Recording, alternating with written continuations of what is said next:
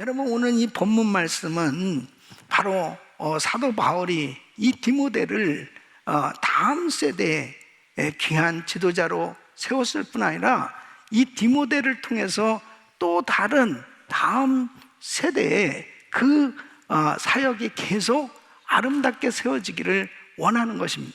그래서 디모데는 어떻게 다음 세대를 교육하였고 또 차세대를 일으켜서 세계 선교의 이 바톤을 넘겨주었는가? 이것은 참으로 우리가 이 표 그대로 다음 세대와 연합하여 땅끝까지 이 귀한 사역을 하는 데 있어서 너무 우리에게 꼭 필요한 이 해답을 주는 말씀이라고 볼 수 있습니다. 사도 바울은 디모데에게 이 목회에 대한 이 교훈과 그리고 어떻게 교회 안에 지도자를 세울 것인가, 그리고 세계 선교를 감당해 가는 그 모든 내용들을 잘 가르쳐 주고 있습니다.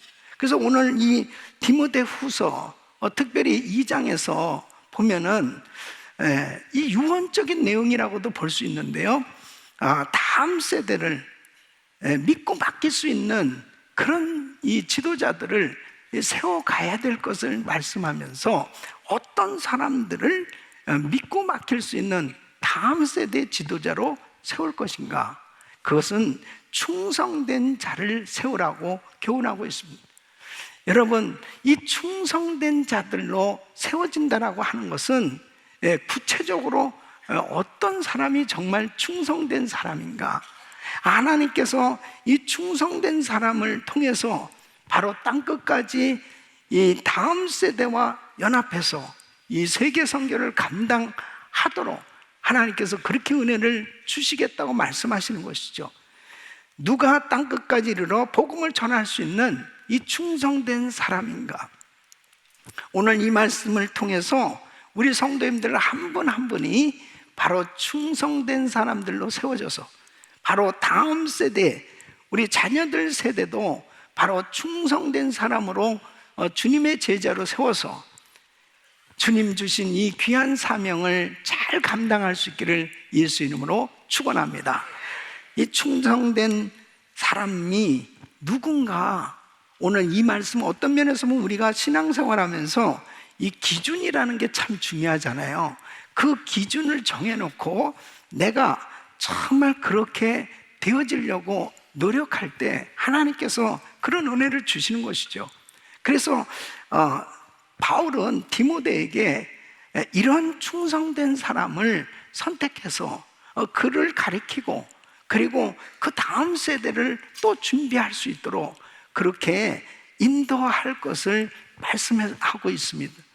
사랑하는 성도 여러분, 정말 저와 우리 성도님들이 지금까지 주님을 열심히 섬기고 또 앞으로도 그렇게 열심히 섬겨갈 터인데, 중요한 것은 바로 복음을 전할 수 있는 어떤 일도 하나님께서 맡겨주시면 감당할 수 있는 이런 충성된 사람이 되는 것이 참 중요합니다. 이런 은혜가 우리 모두에게 있기를 바랍니다. 그러면 충성된 사람은 어떤 사람인가? 첫째는 은혜 충만한 사람이 바로 충성된 사람이라는 것입니다. 여러분, 오늘 1절 말씀을 보면 디모데후서 2장 1절, 내 아들아, 그러므로 네가 그리스도 예수 안에 있는 은혜 속에서 강하고 그랬습니다. 은혜 속에서 강하고. 이 사도 바울은 디모데를 아들이라고 이렇게 부릅니다. 내 아들. 그러니까 하나님께서 바울에게 은혜를 베풀어 주셨는데 이 디모데 역시 하나님의 은혜를 입은 사람이에요. 이 은혜 충만함을 받은 사람 가운데 바로 이 디모데를 선택했고, 바울은 디모데와 함께 같이 목회하고 선교하면서 이제 다음 세대로 이 디모데를 잘 세워가는 것을 보게 됩니다. 그래서 중요한 것이 영적인 공동체, 영적인 사역을 맡길 때는 뭐 여러 가지 많은 갖춰야 될 것들이 있겠지만 가장 중요한 것은 은혜 충만함을 받은 사람이라는 거예요. 이 은혜 충만을 받았다는 것은 바로 뭐냐? 이 복음을 확실히 깨닫고 이 거듭남을 체험해야 됩니다. 이 성령으로 거듭나야 돼요. 그리고 이 은혜를 강하게 받게 되어지면, 은혜 충만함을 받게 되어졌을 때 그가 사역을 맡겨주고 훈련을 시킬 때 어떤 어려운 일도 그것을 잘 감당해 갈 수가 있어요. 근데 은혜를 받지 못하면 어떤 사역을 맡긴다든지 또 훈련 받는 것 자체도 참 힘듭니다. 그래서 사실은 이 훈련도 중요한데, 훈련보다 먼저 중요한 것은 훈련 받을 사람을 선발하는 게 더 중요한데, 그 선발할 때 바로 은혜 충만을 받은 사람이 선발되어서 훈련을 받게 되어지면, 영적인 공동체에 영적인 지도자를 세우는 데 있어서는 바로 가장 중요한 자격이 은혜 충만함을 받아야 그 영적인 말씀을 소해낼 수 있고 영적인 훈련을 감당할 수 있는 거예요. 그래서 가장 중요한 것이, 먼저 우리 다음 세대를 세울 때도 우리 다음 세대 자녀들이 바로 은혜 충만함을 받아야 되는 거예요. 은혜를 받아야, 은혜 충만한 삶을 사는 사람이 되어야 비로소 모든 훈련을 감당할 수 있고, 그리고 사역을 제대로 감당할 수 있기 때문에 은혜 충만함을 받는 것이 얼마나 중요한지 이루 말할 수 없습니다. 우리 성도님들이 금년에 정말 새해를 들어서 여러분들이 성도 양육가정이라든지 또 우리 자녀들과 함께 이렇게 새벽에 새벽 예배를 드린다든지 이런 모든 일련의 과정들이 다 훈련이거든요. 그런데 그 훈련 가운데 중요한 것이 뭐냐면, 먼저 우리 부모들이 은혜를 받아야 됩니다. 그 은혜를 받은 가정의 자녀들은 반드시 은혜를 받게 돼 있어요. 그 가운데서 제대로 신앙교육이 이루어질 수 있는 겁니다. 그래서 신앙교육의 출발은 먼저 복음을 체험하고 성령 충만함을 받고 성령으로 거듭나서 하나님의 자녀로 하나님을 신실하게 경외하는 하나님의 사람들이 되어졌을 때, 그때부터 바로 하나님의 말씀을 통해서 교육되어지는 모든 것이 주님의 자녀로 아름답게, 주님의 제자로 그렇게 훈련되기 시작하는 겁니다. 그뿐만 아니라 바로 바울이 권면하는 이 신앙생활에 이 은혜 충만한 성도는 어떤 성도냐? 이 구체적인 거예요. 그 첫째는 깨끗한 성결한 사람이라는 거예요. 바로 불의에서 떠나 깨끗한 삶을 사는 사람이 은혜 충만한 성도다.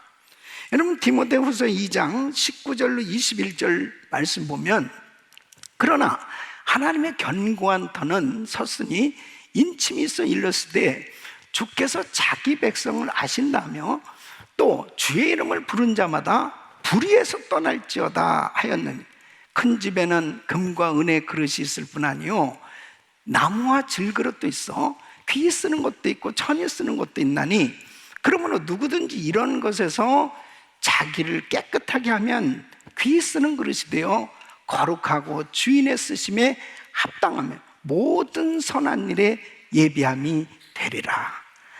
그러니까 은혜를 충만하게 받게 되면 자신의 그 생각 가운데 혹시라도 불의한 생각, 그리고 안 좋은 생각, 좋지 아니하는 그런 행동, 이런 모든 것들이 저절로 회개가 되어집니다. 그러면서 하나님 앞에 회개에 힘쓰는 사람이 되는 거예요. 그러니까 내가 깨끗하고 성결한 삶이 된다는 것은 성령 충만함을 받게 되어졌을 때 바로 주님의 보혈 은혜로 불의에서 떠나게 되어지는 구별된 삶이 저절로 되는 것입니다. 여러분 보세요. 전도를 하다 보면은 불신자들 가운데 간혹 이런 이야기를 하는 것을 들을 수 있습니다. 아니 말이야, 교회 다니는 사람들이 사기치고 거짓말하고 그리고 못된 짓 하고 그런 사람들이 많지 않습니까? 그러면서 그 교회를 비난하는 그런 경우들을 볼 수 있잖아요. 여러분, 바로 하나님의 일꾼을 세우는 데 있어서 먼저 은혜 충만한 사람이 세워져야 된 이유가 바로 뭐냐? 은혜를 받았다고 하는 것은 내가 하는 모든 삶 속에서 잘못된 그런 모든 것들이 우리 주님 앞에 철저히 회개되어지고, 그리고 정결한 심령으로 살려고 몸부림치는 그런 삶이 되어졌을 때 세상을 향해서도 이 빛과 소금의 역할을 감당할 수 있는 거예요. 그래서 바로 자기를 깨끗게 하면 귀 쓰는 그릇이 된다, 이렇게 말씀하고 있는 겁니다. 사랑하는 성도 여러분, 바로 하나님 앞에 불의를 행하는 자들은 결단코 주님이 쓰실 수 없는 거예요. 그래서 은혜 충만함을 받았다는 것은 하나님 앞에 잘못된 습관들, 잘못된 것들을 철저히 회개하고 끊어버리고 바로 주님 앞에 성결한 삶으로 드러날 때 우리 주님께서 기뻐 쓰시는 줄로 믿습니다. 두 번째는 바로 사랑과 화평의 사람이 되는 겁니다. 이 원만한 인간관계를 맺게 되는 거죠. 그래서 디모데후서 2장 22절로 24절 보면, 또한 내가 청년의 정욕을 피하고 주를 깨끗한 마음으로 부르는 자들과 함께 믿음과 사랑과 화평을 쫓으라. 어리석고 무식한 변론을 버리라. 이에서 다툼이 나는 줄 알미라. 마땅히 주의 종은 다투지 아니하고 모든 사람을 대하여 온유하라. 가르치기를 잘하며 참으며 그랬습니다. 그러니까 교회에서 다투는 사람을 지도자로 세울 수 없는 것입니다. 바로 성령 충만하다, 은혜 충만하다고 하는 것은 바로 성령님은 화목케 하는 영이에요. 하나 되게 하는 영이에요. 그래서 이 성령 충만하고 은혜가 충만하다고 하면 어떻게든지 화목케 하는 일을 감당하게 되는 것입니다. 여러분 보십시오. 은혜 충만이라는 것은 막연한 게 아닙니다. 성령 충만이라는 건 막연한 게 아니에요.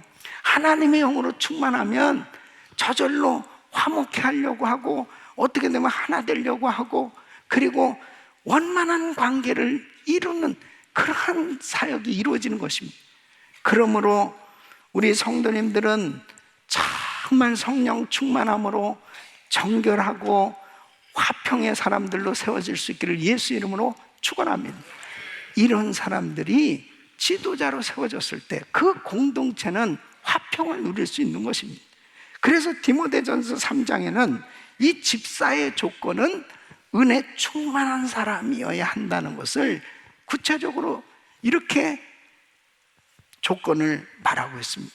디모데전서 3장 8절로 12절 보면, 이와 같이 집사들도 단정하고 일구이연을 하지 아니하고 술에 임박이지 아니하고 더러운 일을 탐하지 아니하고 깨끗한 양심에 믿음의 비밀을 가진 자라야 할진, 이에 이 사람들을 먼저 시험하여 보고 그 후에 책망할 것이 없으면 집사의 직분을 하게 할 것이요, 여자들도 이와 같이 단정하고 참소하지 말며 절제하며 모든 일에 충성된 자라야 할지니, 집사들은 한 아내의 남편이 되어 자녀와 자기 집을 잘 다스리는 자일지니 그랬습니다.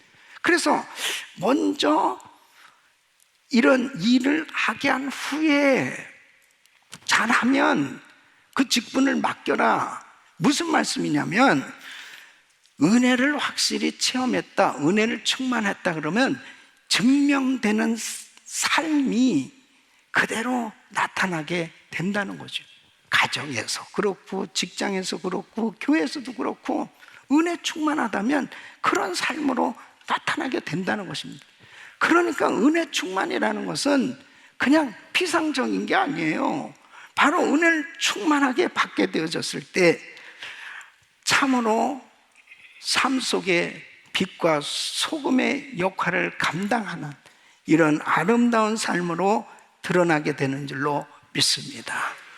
그래서 사랑하는 성도 여러분, 정말 우리는 우리 자신들의 신앙을 다시 한번 잘 점검해야 됩니다. 그리고 하나님 앞에 나는 정말 은혜 충만한 삶을 살고 있는, 이 은혜 충만한 삶이 되어졌을 때 그 믿음과 그 삶 모든 사역의 현장에는 그 충성스러운 모습으로 드러나게끔 되는 것입니다. 하나님 앞에 사역을 할 때 내가 꼭 직분을 받아야 그 직분을 감당하고, 직분을 받지 못하면 그 직분을 감당하지 못하는 이런 것이 아니에요. 은혜를 충만하게 받게 되어지면 바로 나의 삶 자체가 그냥 하나님의 그 은혜 가운데, 기쁨 가운데 섬기게끔 되어 있습니다. 이런 은혜가 우리 모든 성도님들에게 충만하시길 예수 이름으로 축원합니다.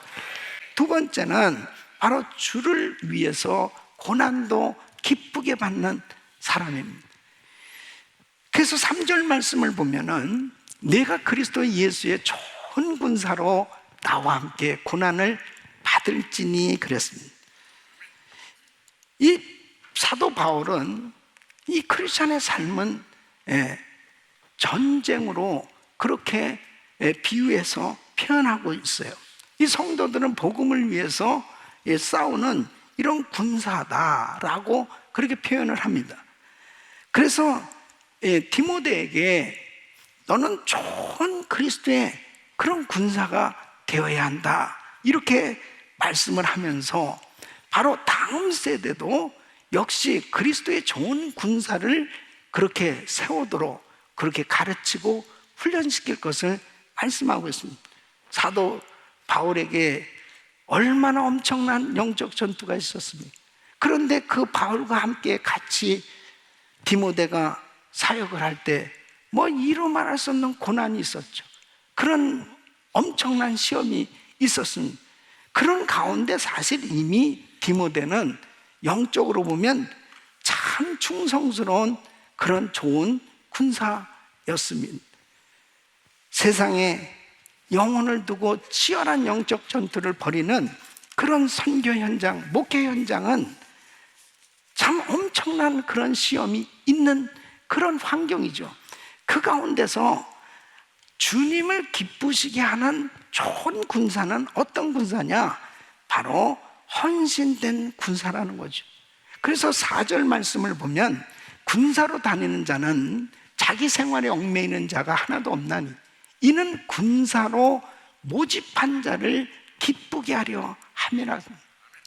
이 군사를 모집한 왕, 바로 그리스도께서 어떤 군사를 기뻐하시냐?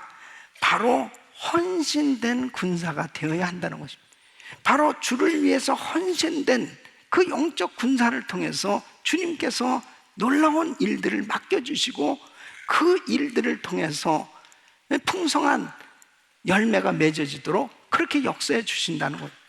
군사로 모집을 받은 우리는 바로 하나님을 기쁘시게 해드리기 위해서 내가 주님을 위해서 일하다가 당하는 이 고난을 정말 특권으로 생각하고 감사하고, 그리고 이 고난을 기쁨으로 감당할 때 하나님은 더한 은혜를 주신 줄로 믿습니다. 우리가 가정교회를 섬기고 그룹을 섬기고 그리고 부서를 섬기면서 사실은 불편한 일이 생겨질 수도 있고 얼마든지 참 이렇게 힘든 그런 일들을 겪을 수도 있죠. 그런데 만일 내가 정말 주님 때문에 헌신하고 주님 때문에 그 당하는 어려움이라면 그것은 참으로 상급이 되는 거예요. 그리고 특권인 줄로 기억하시고 하나님께 감사하시고 더 충성할 수 있기를 예수 이름으로 축원합니다. 세 번째는 바로 어떤 사람이 충성된 사람이냐? 신앙의 원칙을 따라 사는 사람이라는 것입니다. 여러분 디모데후서 2장 5절에 보면 경기하는 자가 법대로 경기하지 아니하면 면류관을 얻지 못할 것이며 그랬습니다.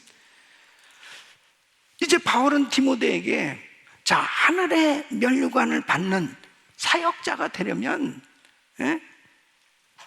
일반 마치 올림픽 경기에서 그 선수가 경기 규칙을 따라서 잘 경기를 해야 면류관을 받을 수 있는 것처럼 규칙이 중요하지 않느냐. 그 규칙을 어기면 아무리 열심히 해도 결국은 실격이란 말이에요.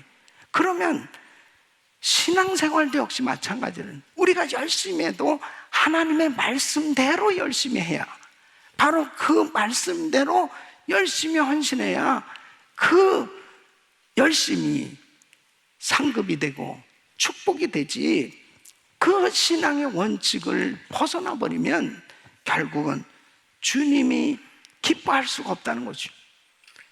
1908년 런던 마라톤에서 1등으로 들어온 사람이 이 이탈리아 선수인데, 지금은 뭐 그런 일이 없겠지만은 그때 당시에 그 경기장에 들어와서 한 350, 이제 한 바퀴만 돌면 이제 골이 나는 거예요.